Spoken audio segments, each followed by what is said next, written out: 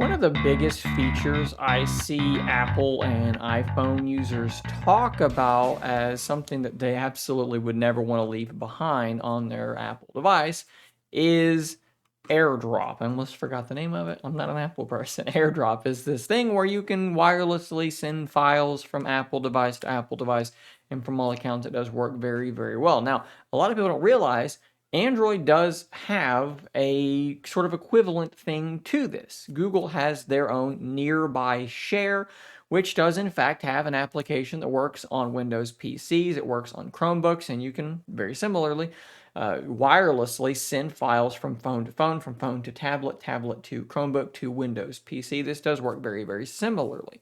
However, we can complicate things just a little bit more by referencing the fact that Samsung also has their own version of this, which is called Quick Share. Now, my understanding is that these two are very, very similar. They're both going to either use Wi-Fi Direct or Bluetooth to send these files.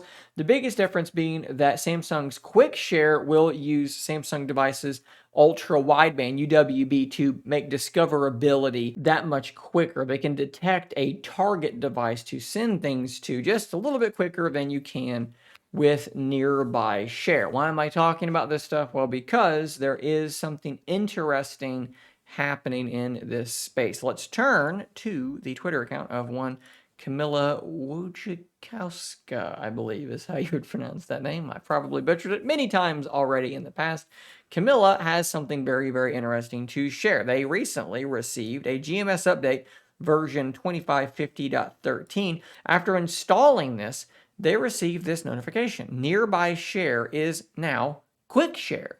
Of course, Quick Share is the name of Samsung's version of this. Now, they say this update is not rolling out widely just yet, so it's still kind of on the way for most people. But once it arrives, again, like I said, Nearby Share is rebranding itself as Quick Share. And as they show here, the quick settings icon, it's all been rebranded with this new Quick Share theme, the new icon, the new text, it's all there. Even the UI in general has been updated just a little bit to make things look a little bit newer and perhaps a little bit simpler. Now, obviously, this kind of raises a lot of very, very interesting questions, right? The fact that they're using the same name as Samsung for what is essentially the same product, just minus the UWB functionality.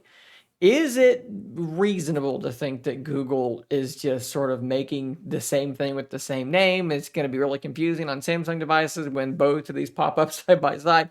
No, I don't think that's what's happening. I think what's happening here is that they are merging the two. We are seeing that continued cooperation from Google and Samsung. I mean, the best example of that is probably Wear OS, which we saw with Wear OS 3.0. It kind of became this joint venture between Samsung and Google. And I think we're seeing more stuff like this with Quick Share, Nearby Share 2.0, which is, as I would imagine, a merger between Samsung's tech and Google's technology, hopefully making it better on both sides and offering better interoperability between these two features. On Samsung devices, it's going to just simplify things. You're not having to choose between the two.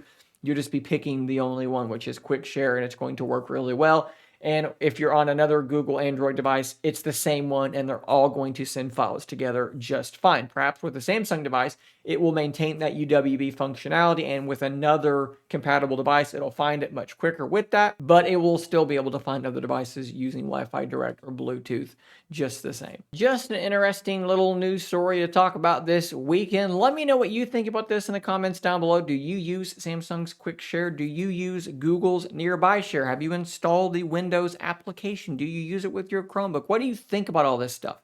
Let me know in the comments down below. Might be a, like I said, fun conversation topic. Guys, subscribe so you don't miss out on more content like this. I'll see you on the next one. And until next time, stay nerdy, my friends.